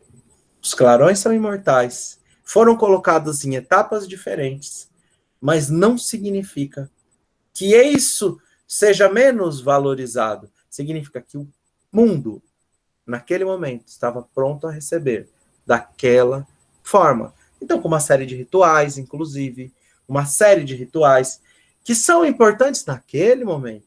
Hoje, com a doutrina espírita, a gente não precisa mais disso. E para eu passar para o professor comentar e depois passar para alguma pergunta, a gente vai só dizer que Allan Kardec começa o Evangelho segundo o Espiritismo dizendo que a doutrina dos espíritos, a luz da doutrina dos espíritos, lança a luz não menos viva aos mistérios do passado, aos textos bíblicos, que por longos períodos permaneceram ininteligíveis pela ausência de uma chave, e essa chave encontra-se completa na doutrina dos espíritos. E essa luz que é lançada, a luz não menos viva aos textos obscuros do passado, é não menos viva do que as luzes que rasgam novos horizontes para a humanidade. Então, o que a gente está entendendo? Hoje, a gente sim tem condição de pegar um livro, um texto do Antigo Testamento e bem interpretar ele, e buscar o significado, a essência, o espírito por detrás da letra. Por quê? Porque a gente tem essa chave. Que chave é essa? A doutrina dos espíritos. E essa chave faculta, permita que a gente venha abrir esses textos. Ah, na primeira leitura? Não. Kardec vai escrever lá nesse mesmo texto que está na Revista Espírita e está também aí na introdução do Evangelho segundo o Espiritismo. Ele vai escrever para nós que essas reflexões só saem depois de profundas reflexões. Às vezes, né, professor, a gente vai fazer uma live sobre uma passagem do Evangelho e a gente chega a se encontrar 1 mês, 2 meses, não todos os dias, mas às vezes 1 vez por semana, cada encontro de 4 horas, 3 horas, e a gente discute, conversa e pesquisa. E senta de novo e discute, conversa, pesquisa. E senta de novo. Às vezes 4, 5 vezes, 4, 5 horas. Para quê? Para a gente fazer uma live lá e falar 1h30, 2 horas, 3 horas às vezes. Mas a gente se reuniu quantas vezes? A gente sentou quantas vezes? Por quê? Porque Kardec escreveu lá, a gente pode ter a luz da doutrina dos espíritos, pode ter um conhecimento sobre judaísmo e sobre esses mistérios do passado, mas a gente só consegue extrair essas verdades, não depois de um primeiro olhar, mas depois de muita reflexão e dedicação séria. Por isso que às vezes é mais fácil a gente desistir e deixar esses textos para lá. Mas aí a gente fica com o nosso inconsciente, com esses aspectos tudo bagunçado lá, e às vezes não consegue nem caminhar para frente nessa evolução, nessa regeneração, onde a gente tem que construir um novo amanhã. Professor, o senhor comenta e depois a gente passa e vê se tem alguma pergunta. Depois tem uma pergunta assim que eu falo, tá bom? Anaí. Ok. Eu queria dizer o seguinte, Kardec sempre foi muito lúcido nas suas colocações. A gente encontra muitos irmãos, companheiros espíritas, até pessoas de um certo nível de destaque na doutrina, que diz assim, eu não gosto de ler o Velho Testamento, porque está cheio de erros, de incongruências, e eu fico pensando, o que Kardec diria sobre isso? Quando Kardec comenta a questão 49 do Livro dos Espíritos, ele diz assim, que a Bíblia não contém erros. Nós é que nos equivocamos ao interpretá-la. Isso é que eu chamo bom senso. A gente não pode condenar aquilo que a gente não conhece, simplesmente porque às vezes, o nosso conhecimento, o nosso nível de entendimento das coisas ainda não alcançou aquilo. Ninguém é senhor absoluto de todos os conhecimentos. E eu digo para vocês que, quando eu começo, o Álvaro é testemunha disso, quando a gente começa a estudar os símbolos e os códigos que estão por trás de uma palavra, só uma palavra, porque o texto hebraico não é para ser entendido literal. A tradução literal, a Bíblia tem 4 níveis de interpretação. Então, se você fica na primeira e no segundo nível, você, dizem os rabinos, os estudiosos, você é semelhante ao agricultor que planta o trigo, fica com a casca e joga o grão fora. Porque o verdadeiro significado não está na primeira e na segundo nível, ou seja, na interpretação inicial e na leitura, não é ali que está a mensagem importante, não é ali que está o germe. E Kardec comenta dizendo: a Bíblia não é mais a arca sagrada, que aquele que põe o dedo sobre ela corre o perigo de ser fulminado. A quem cabe o direito de interpretá-la? O tempo vos dirá a lógica, a razão e o bom senso. Portanto, não sejamos como aqueles, ele diz na introdução da Gênesis, primeiro capítulo, eu acho que é o item 59. Muitos volteiam no texto sagrado, querendo encontrar ali o seu conceito pré-concebido e não o que está escrito e não a mensagem do texto. E por isso que muitos se perdem. Então, eu preciso dizer o seguinte: não precisamos ser grandes exegetas, grandes intérpretes, grandes tradutores. Sejamos racionais, usemos o que Kardec diz, a lógica, a razão e o bom senso.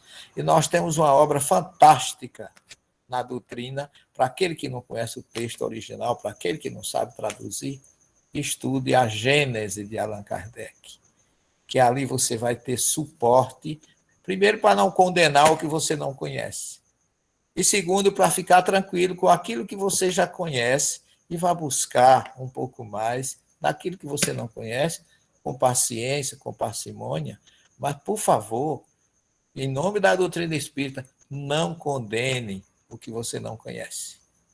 Porque, além de você se equivocar, você está expondo uma doutrina que está lá escrito, que ela tem a chave através da qual tudo se explica de modo fácil. Então, não vamos nos perder com incongruência, porque uma certa pessoa disse para mim assim: Ave Maria, detesto Davi. Aquilo era um sanguinário, era um homem. Aí eu perguntei assim: meu irmão, se você é espírita, você pode ter sido um secretário de Davi no passado, ou não. Então, em vez de você condenar Davi, procure entender a mensagem que Davi deixou. O exemplo que ele deixa no Salmo 23, de fé, de esperança, de confiança em Deus.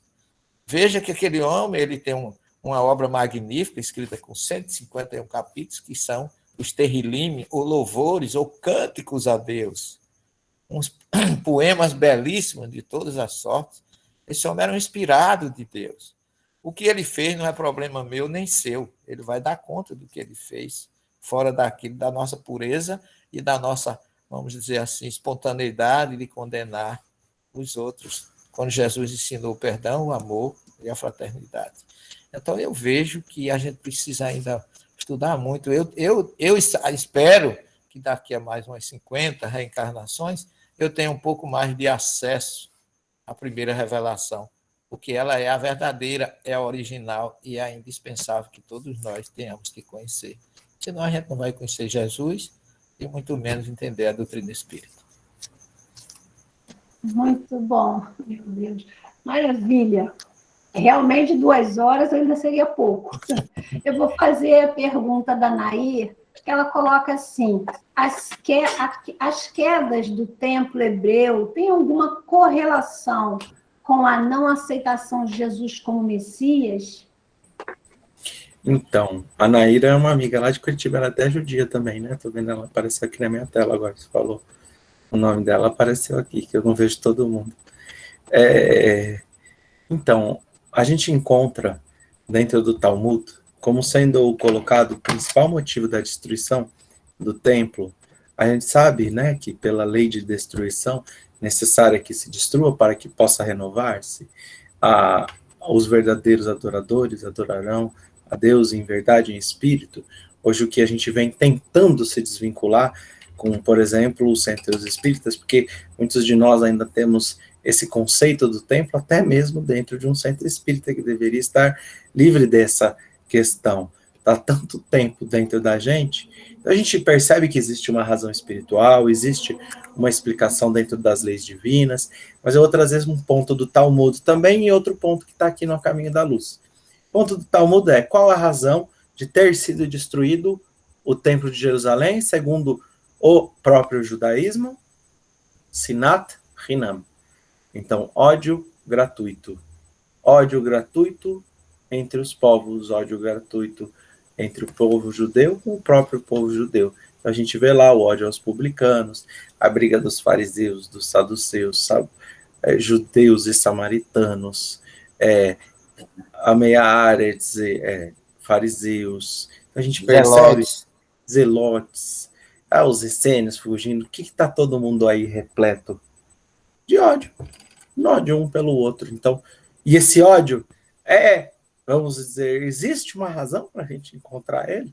Não, como o professor falou. A pessoa que falou isso está com ódio de Davi, nem está sabendo.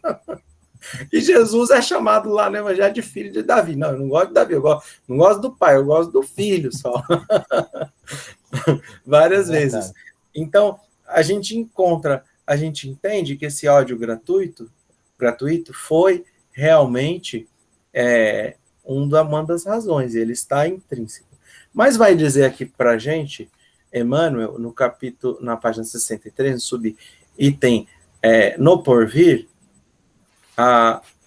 que aquela névoa, aquela sombra simbólica que esteve ali em Jerusalém no dia do Calvário, no dia em que Jesus foi crucificado, que isso a realidade é que um sopro de amargura pesou mais fortemente sobre o destino da raça. Na época era comum essa palavra, mas vou colocar do povo, depois da ignominiosa tarde no Calvário. As sombras simbólicas que caíram sobre o templo de Jerusalém acompanharam igualmente o povo escolhido em todas as diretivas pelas estradas longas do mundo, com amplos reflexos no ambiente contemporâneo. Então, não tem a ver, mas a gente vai encontrar alguns de nós que estivemos lá, talvez, caminhando aí com talvez uma saudade do Cristo muito grande nos nossos corações. Isso sim acompanha alguns de nós, independentemente, coletivamente, e a gente se reencontra em diversas épocas importantes da humanidade, ou na própria vinda do Cristo, quem sabe também agora com a doutrina dos espíritos, a gente vai se reencontrando, e a gente tem sim uma saudade muito grande, um peso na nossa consciência, porque se a gente até hoje está tentando entender o Cristo, imagina a gente saber que coletivamente a gente apoiou um homicídio inocente. E está escrito lá no Talmud que quando existe a morte, a condenação de uma única pessoa, condenação à morte, de uma única pessoa, toda aquela geração, ela é culpada. Por que culpada? Porque se nós deixamos que acontecesse, é porque nós não agimos em prol daquele inocente. Nós não agimos em prol daquela pessoa. Então, imagina que a gente viu, talvez se estivermos lá, o Cristo, Estevão, tantos perseguidos, e depois nos primeiros séculos de cristianismo primitivo, talvez como romanos, talvez delatando alguns de nossos companheiros, de até, às vezes, catacumba, talvez dando alguma informação, fazendo aquilo que a gente tanto condenou, que Judas fez, que a gente não pode ter feito nesse passado. Eu sei que se eu estava de algum lado, naquela época, não era do lado do Cristo, só se fosse para ser como o bandido que estava, o ladrão, e não o bom ladrão, mas só se fosse para estar como o ladrão, lá do lado da cruz. Mas eu acho mais fácil que eu tivesse ali oferecendo as minhas ofensas e carregando talvez isso até hoje, né? Dentro de nós. Então, o ódio gratuito, que às vezes a gente vê, inclusive, no movimento espírita, casa espírita com casa espírita. Uma vez eu fui num lugar, não vou falar o nome, mas foi o único lugar que eu vi Allan Kardec brigando com Chico Xavier. Duas casas espíritas que não podia falar, não, você vai falar lá, você tem que falar aqui, porque as casas são brigadas. Então, para que esse ódio gratuito se o propósito é o mesmo? Então, para que esse ódio gratuito?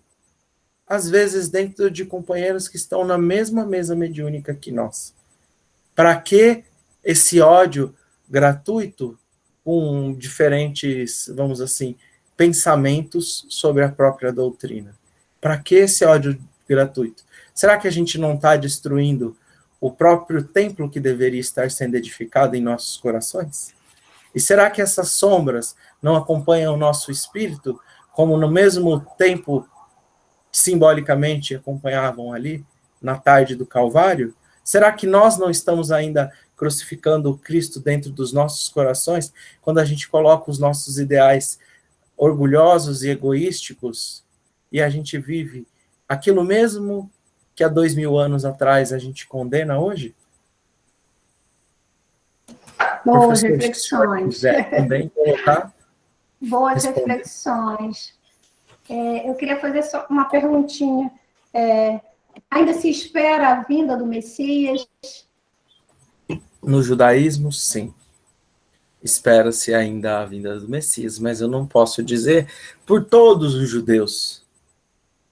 Porque lá atrás a gente reconheceu 12 judeus como apóstolos que compreenderam, ou que estavam mais próximos de compreender. Nós reconhecemos Paulo como tendo compreendido, nós reconhecemos muitos judeus, não estou falando dos judeus messiânicos, porque a minha própria proposta não é converter nenhum judeu a essa fé. Mais importante do que isso é levar o bem, é trazer essa ressignificação sobre judaísmo, sobre cristianismo, sobre, quando eu costumo dizer assim, eu falo, quando a gente está falando, geralmente tem um monte de rabino assim aqui perto da gente, com o professor também, um monte de rabino, alguns que compreendem a vinda do Cristo, e outros que ainda estão lutando e tentando fazer com que a gente largue esse trabalho e pare de falar aqui esse monte de coisa. Mas eles vão ouvir muitas vezes, e eu mesmo estou repetindo muitas vezes e estou aprendendo todas essas vezes. Então, a gente não generaliza nunca quando a gente fala de nenhum povo. Então, tem judeus que compreendem, tem judeus que não compreendem, mas o judaísmo como um todo, e aí eu vou colocar o judaísmo ortodoxo, não compreende Jesus. Não é uma razão para condenarmos, mas tudo bem, o importante é nós vivermos o evangelho, seja pelo nome de Torá, seja pelo nome de Bhagavad Gita, seja pelo nome de Alcorão, seja pelo nome do que quer que seja, né? Com certeza, cada um no seu tempo. É o Cristo que tem nos ensinado isso, né? O nosso tempo e o tempo dos nossos mensageiros são outros, né? O tempo de Deus é outro, e cada um no seu tempo, no seu momento, sua cultura, na sua latitude, onde quer que seja, né? Porque o Espírito sopra aonde quer, né? Eu queria depois, só para falar com vocês, que eu vou pegar depois o e-mail, porque a Ângela, ela depois vai querer tirar uma dúvida aí com o Severino e com você, Álvaro, sobre o capítulo 9 do livro A Caminho da Luz, tá bom? Aí depois, se vocês permitirem, eu passo o e-mail para ela tirar umas dúvidas com vocês, tá bom? Tá bom, claro. Ok. Severino, fica à vontade. A gente pode aí fazer nossas considerações finais. Eu posso fazer uma perguntinha antes? Sim, claro, seu João. Sim. E depois também acabou que a gente... eu aproveito aqui na minha pergunta, né? E faço uma pequena prece aqui de agradecimento, né? Por este momento de paz que a gente passou aqui, né? Está passando. E agradecendo ao Mestre Jesus, os mentores do Centro Espírita Cachoeirense, por nos presentear, né? Com 2 servos, né? Na live com 2 servos dele, o Álvaro e o Dr. Celestino, que nos presenteou com esses ensinamentos tão valiosos, tão importantes para a nossa caminhada, né?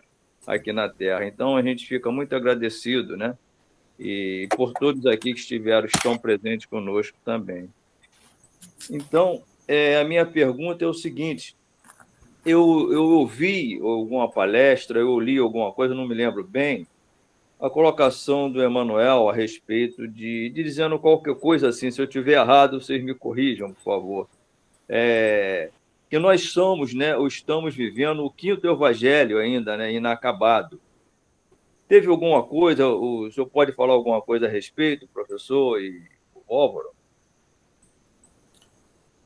Eu acho que nós temos mensagem demais, já suficiente para a nossa regeneração, para o nosso caminho para Deus. Mas antes de eu responder a tua pergunta, João, agradeço as suas palavras. Eu queria considerar o seguinte: quando Jesus chega para trazer a mensagem messiânica de libertação, da unção divina que ele recebeu de Deus, como ele diz em João 17, ele sofre uma grande decepção quando ele entra em Jerusalém, na festa de Sukkot, ou Sukkot.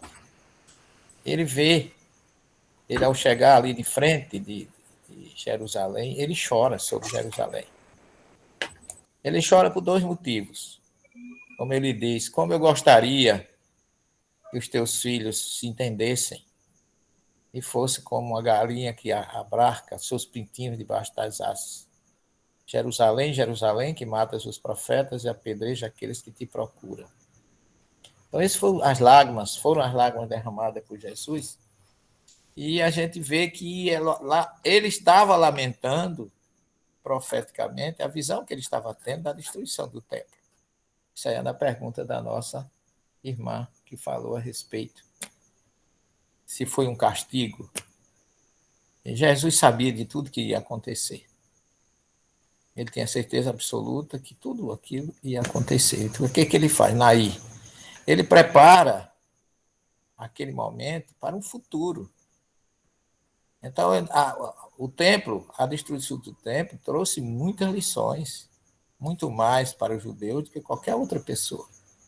Eles nem imaginavam que Tito e seu batalhão teriam condições de destruir o templo. Correu todo mundo para o templo. Ninguém nunca passou pela cabeça que ele fosse atear fogo naquela obra gigantesca, que era o orgulho da época, como está lá em Mateus 24, dito a Jesus. Mas Jesus ele provê tudo. Ele sabia tanto que eles iam passar por isso, que ele confortou os seus discípulos, prometendo outro consolador. Porque ele não foi suficiente a passagem dele, o ensinamento dele durante 3 anos na Galiléia, na Samaria e na Judéia. Então ele preparou, enviando um outro consolador, que aí, João Maia, nós podemos chamar esse de quinto evangelho. A doutrina espírita funciona como esse quinto evangelho. E a destruição do templo provocou ainda mais uma coisa positiva, não foi só coisa negativa. Foi por causa da destruição do templo que surgiu o Talmud, não foi, Álvaro? Foi a necessidade de se registrar aquilo que até então era oral. As interpretações que geravam tanto problema foi transformada em escrita em 73 volumes por causa da destruição do templo. Então, houve algo muito... como diz assim, Jesus transformou o limão numa limonada, para que ele não se perdesse toda aquela riqueza dos caraítas e todas aquelas gerações que vieram produzindo essas interpretações do Hillel, do Shammai e de tantos outros, que a gente ouve tanto falar, do Maimônides e muitos outros que vieram trazer colaborações magníficas dentro do entendimento do que Moisés recebeu por escrito no Sinai. Então, o projeto dele é completo. E a gente sabe, que a gente vê em tudo na história, que ele cumpriu muito bem o que ele disse.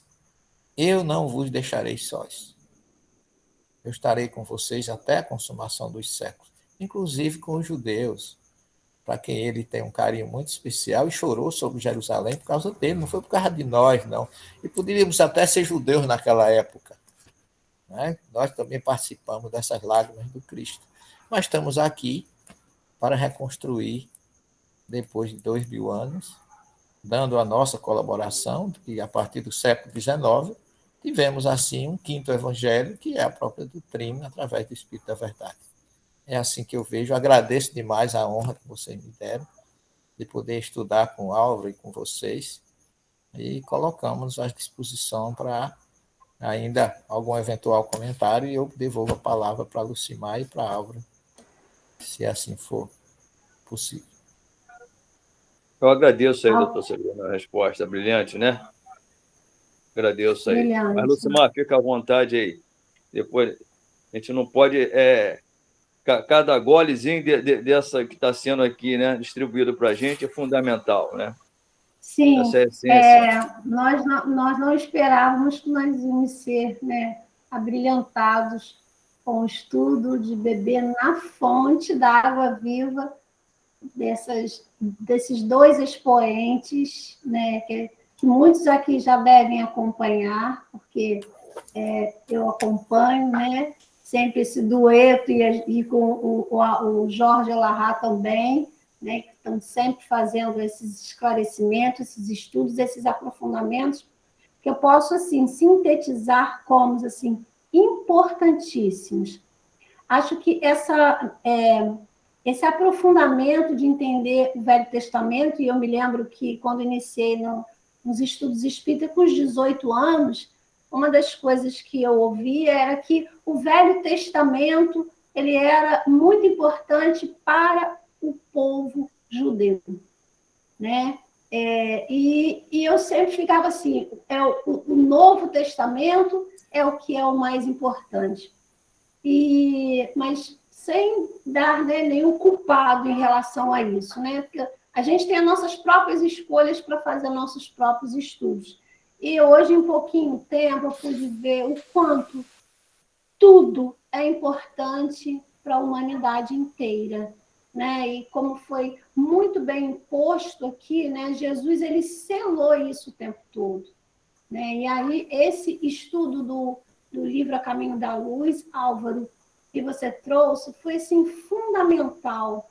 E eu vou até voltar fazendo novas leituras em vários, porque é o que você colocou, cada trecho, cada parágrafo, a gente vai se aprofundando e puxando o fio do novelo e fica assim, como a verdade, né? As verdades, elas vão nos sendo trazidas, né, na compreensão do passado, que vai justificando o presente, né? E aí a gente vai diminuindo os ódios, a gente vai deixando de culpar. Quem crucificou Jesus?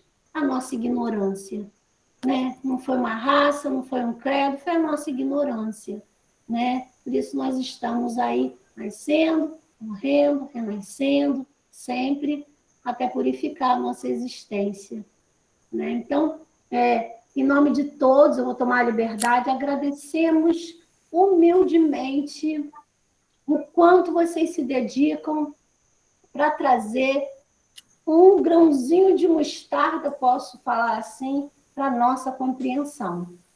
Agradecemos muito, muito mesmo. Foi uma excelente noite, maravilhosa noite.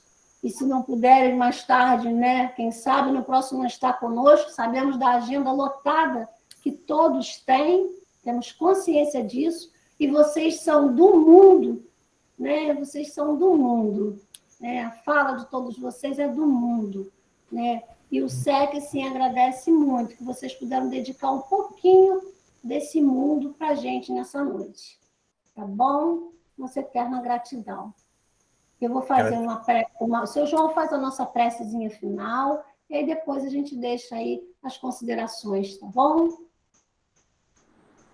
Eu já fiz, mas a gente faz novamente, né? A gente fez o agradecimento. Tá bom. Aí a gente agradece mais uma vez, né, o amigo Jesus, esse companheiro, né, incondicional, aos mentores do nosso Centro Espírita Cachoeirense, pela oportunidade do ensinamento, por estarmos aqui, Senhor, buscando cada vez mais estudar um pouco o Teu Evangelho de luz através do Espiritismo.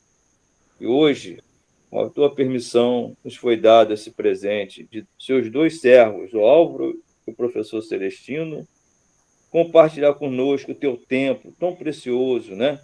Dividindo conosco os ensinamentos, que com certeza vai ser de grande valia para a nossa caminhada.